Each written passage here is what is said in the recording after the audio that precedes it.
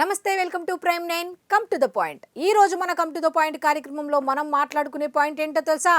త్రిమూర్తుల గురించి మనం మాట్లాడుకోబోతున్నాం. త్రిమూర్తుల ఎవరా త్రిమూర్తులు అనే కదా మీరు ఆల్రెడీ తమ్ములో చూశారు కాబట్టి నేను డీటెయిల్స్ అయితే ఇంకా డెప్త్గా ఏం చెప్పను, కానీ అసలు ఏ విధంగా వీళ్ళు జనసేనని ముందుకు తీసుకెళ్ళబోతున్నారు ఈ త్రిమూర్తులు అనే దాని మీద అయితే ఖచ్చితంగా ఈరోజు మనం మాట్లాడుకోవాలి.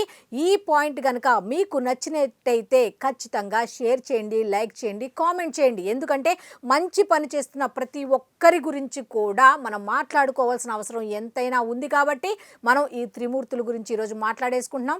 వాళ్ళెవరో కాదు, డిప్యూటీ సీఎం పవన్ కళ్యాణ్ గారు, రైట్ హ్యాండ్ కృష్ణతేజ్ గారు, లెఫ్ట్ హ్యాండ్ అయినటువంటి రామ్ తాళ్ళూరి గురించి మనం ఈరోజు ఖచ్చితంగా మాట్లాడుకోబోతున్నాం. ఇక పాయింట్లోకి వెళ్ళిపోదాం. ఇక డిప్యూటీ సీఎం పవన్ కళ్యాణ్ గారి గురించి మాట్లాడుకుంటే కోట్ల రూపాయల సంపాదన వదులుకొని ప్రజా సంక్షేమం, ప్రజా పాలనే ముఖ్యంగా ఆయన రాజకీయాల్లోకి రావడం జరిగింది. ఇక ముఖ్యంగా పవన్ కళ్యాణ్ గారి గురించి మాట్లాడుకుంటే ప్రజా సంక్షేమం, ప్రజా పాలన, ప్రజలకు సేవ చేయాలి అన్న ఉద్దేశంతో కోట్ల రూపాయల సంపాదన వదులుకొని రాజకీయాల్లోకి వచ్చారు. మరి అటువంటి రాజకీయాల్లోకి వచ్చి 10 ఏళ్ళైతే తిన్న దెబ్బే కానీ తినని దెబ్బ లేదు, పడ్డ మాటే కానీ పడని మాట లేదు. ఎంతోమంది ఎన్నో రకాలుగా దూషించినా సరే ధైర్యంగా ముందుకు వెళుతూ అన్నిటినీ సహిస్తూ 2024 ఎన్నికల్లో ఘన విజయం సాధించారు. మరి అటువంటి ఘన విజయం సాధించిన ప్రజాసేవ చేయాలి అని ఉన్న వ్యక్తిని ఆదర్శంగా తీసుకొని ఇంకొకిద్దరు ఆయన పక్కన చేరారు. కాదు ఈయనే సెలెక్ట్ చేసుకున్నారు. ఏ విధంగా అంటారా? ఇప్పుడు చెప్పబోతున్నా. కృష్ణతేజ్ గారి గురించి మాట్లాడుకుందాం మనం. కృష్ణతేజ్ గారు కేరళ క్యాడర్ IAS అధికారి. అటువంటి ఆయన డిప్యుటేషన్ మీద ఆంధ్రప్రదేశ్కు వచ్చారు.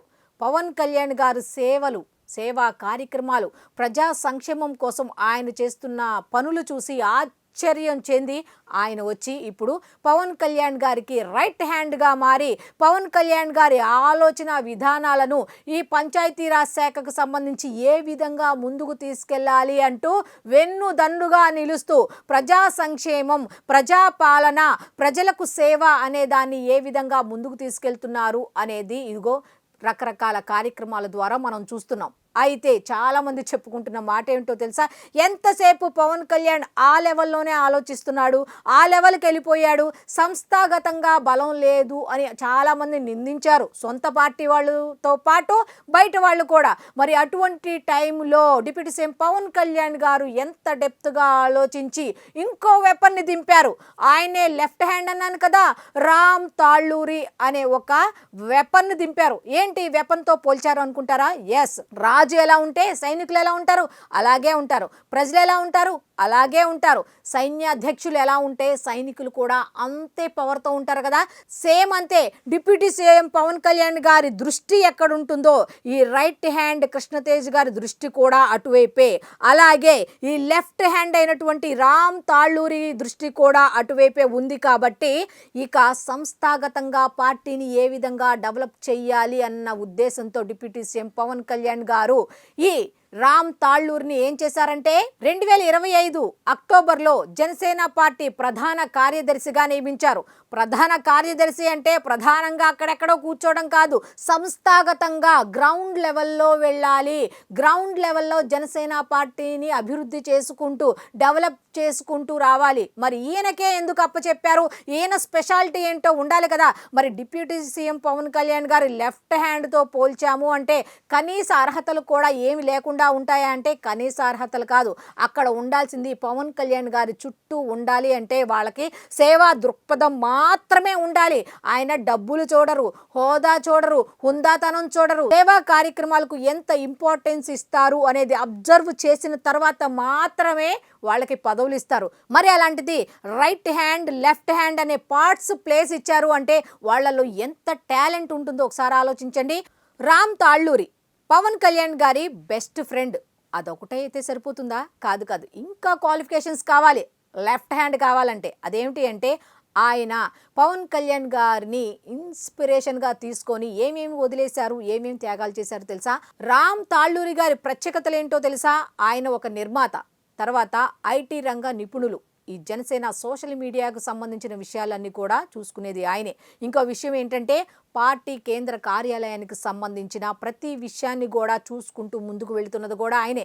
ఈయన అందరికీ తెలిసింది 2025 మొన్న అక్టోబర్లో అనుకుంటున్నారు కదా, కాదు 2014 నుండి పవన్ కళ్యాణ్ గారు ఒక మాట అంటూ ఉండేవాళ్ళు, గుర్తుందా మీకు?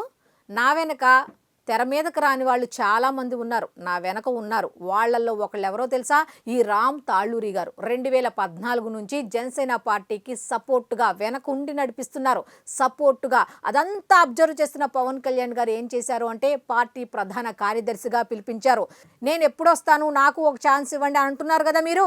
ఇదిగోండి, మిమ్మల్ని నేను అబ్జర్వ్ చేశాను కాబట్టి మీరేం చేస్తారంటే సంస్థాగతంగా పార్టీ బలోపేతానికి మీరు ఏ విధంగా సహాయ సహకారాలు అందిస్తారో అందించండి అంటూ ఆయన్ని పార్టీ ప్రధాన కార్యదర్శిగా చేశారు.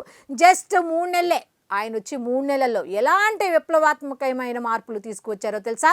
రామ్ తాళ్ళూరి గారు ఎలాంటి విప్లవాత్మక మార్పులు తీసుకొచ్చారు అంటే, ఇప్పుడు ఏదైనా విషయం డిప్యూటీ సీఎం పవన్ కళ్యాణ్ గారి దృష్టికి వెళ్ళాలి అనుకుంటే ఎంతమందిని దాటితే కానీ ఆ లెవెల్కి వెళ్ళదు. అలాంటిది ఈ మధ్యవర్తిత్వం అనేది ఏదీ లేకుండా ఈ కింది స్థాయి నేతలు ఏం చెబుతున్నారు, వాళ్ళ ఆలోచనలు ఏంటి, వాళ్ళు ఏ విధంగా ముందుకు వెళుతున్నారు అనేది చేరవేయడానికి ఒక వారధిలాగా జన సైనికులకు, పనిచేసే వారికి, అలాగే డిప్యూటీ సీఎం పవన్ కళ్యాణ్ గారికి ఒక వారధిలాగా ఈ రామ్ తాళ్ళూరి అయితే వ్యవహరిస్తున్నారు.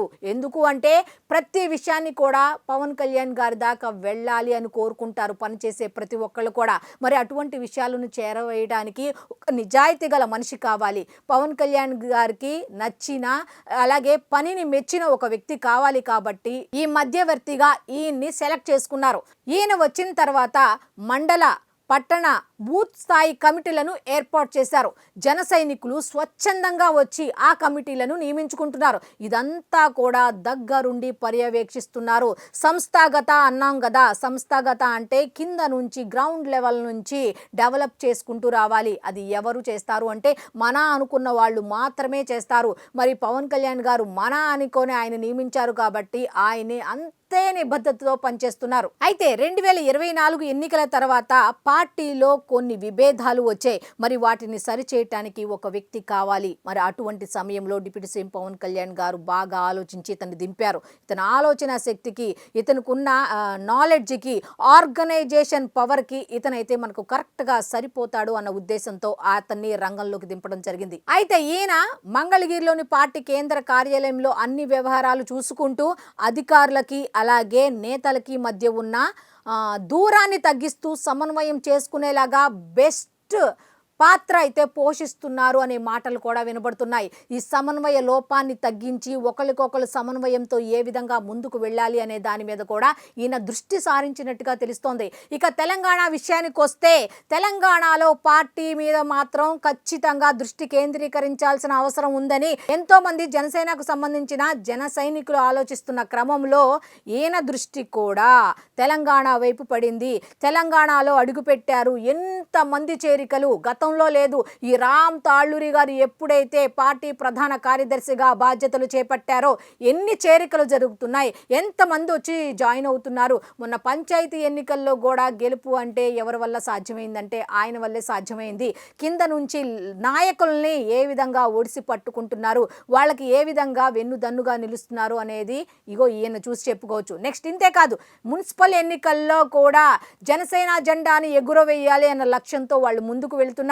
కింద ఉన్న కార్యకర్తల్ని కేవలం కార్యకర్తలు కాదు, వాళ్ళని నాయకులుగా చూడాలి, వాళ్ళని నేతలుగా చూడాలి అన్న లక్ష్యంతో ఆ విధంగా కార్యకర్తల్ని ఎంకరేజ్ చేస్తూ నేతలుగా నిలబెడుతూ వాళ్ళని ముందుకు తీసుకువెళ్తున్నారా అంటే ఎస్, జనసేన పార్టీకి తిరుగులేదు.